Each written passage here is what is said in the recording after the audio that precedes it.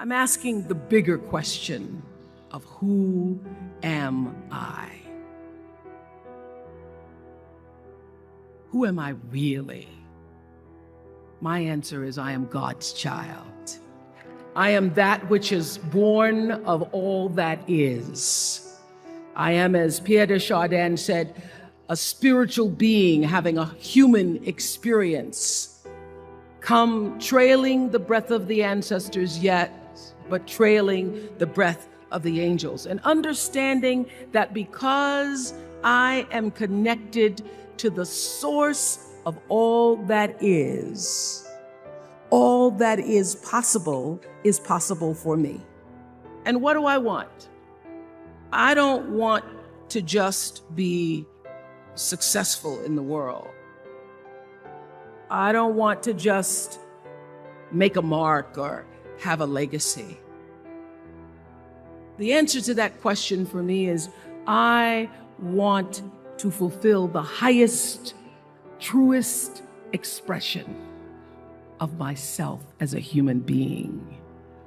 I want to fulfill the promise that the Creator dreamed when He dreamed the cells that made up me. What do I want? You must have some kind of vision for your life. Even if you don't know the plan, you have to have a direction in which you choose to go. I never was the kind of woman who liked to get in a car and just go for a ride. You want to be in the driver's seat of your own life, because if you're not, life will drive you. Knowing who you really are in this space and time that we embody. That's number one. What do you want? Who are you? Number two, you must find a way to serve. Martin Luther King said that not everybody can be famous, but everybody can be great, because greatness is determined by service. Now, we live in a world where everybody wants to be famous and where we admire people for just being famous. We think being known brings us value. The truth is, all of that will fade in time. Service and the significance that you bring to your service is that which is lasting. So to be able to, whatever your occupation or job or talent or gift is, our honorees today getting doctorate degrees, to apparently opposite fields, HIV and AIDS and the spoken word. But what they have in common is service, using the spoken word in service to community and the world, using your knowledge and information about HIV and AIDS and medicine in service to the world. And if you look at all the most successful people in the world, whether they know it or not, they have that paradigm of service. Service through medicine, service through art. Using whatever it is you produce, your product, as a way of giving back to the world. When you shift the paradigm of whatever it is you choose to do to service, and you bring significance to that, success will, I promise you, follow you. Be excellent. Let excellence be your brand. Everybody talks about building a brand. I never even knew what that was. When people say, you're a brand, I would say, no, I'm just Oprah. What I recognize now is that my choice to, in every way, in every example, in every experience, to do the right thing and the excellent thing is what has created the brand. Years ago, I did an ad for Revlon for an ad they were doing called Unforgettable Women. And what I know is that when you are excellent, you become unforgettable. People remember you, you stand out. Regardless of what it is, you become an unforgettable woman. And that is what we all want. We want to be unforgettable and not forgettable. So doing the right thing, even when nobody knows you're doing the right thing, will always bring the right thing to you. I promise you that. Why? Because the third law of motion is always at work. For every action, there's an equal and opposite reaction.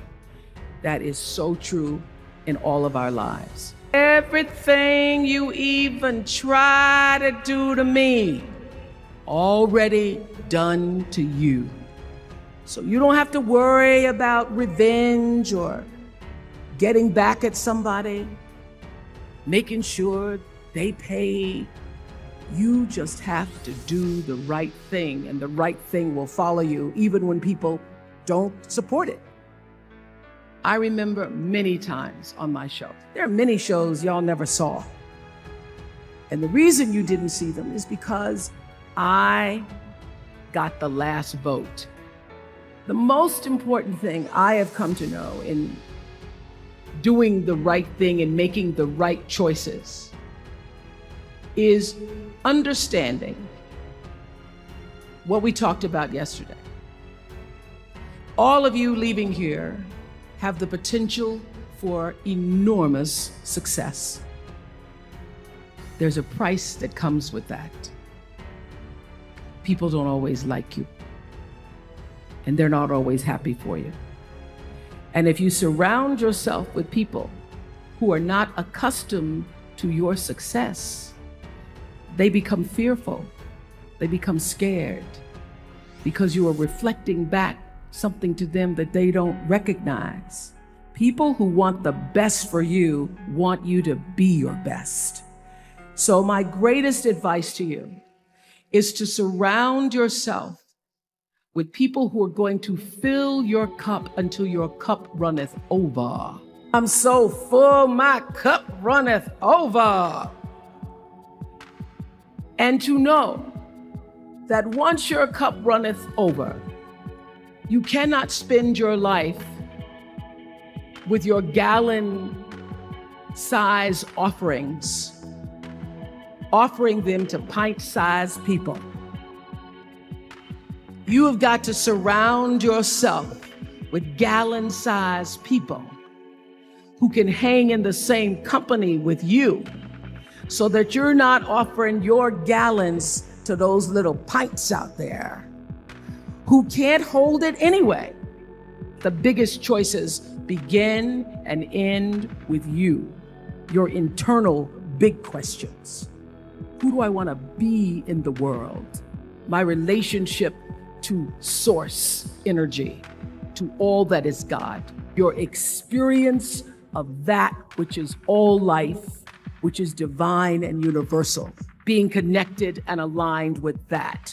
When you are tuned in and charged into that, whenever you feel empty, you go inside yourself and you connect to the source, and you know that all things are possible.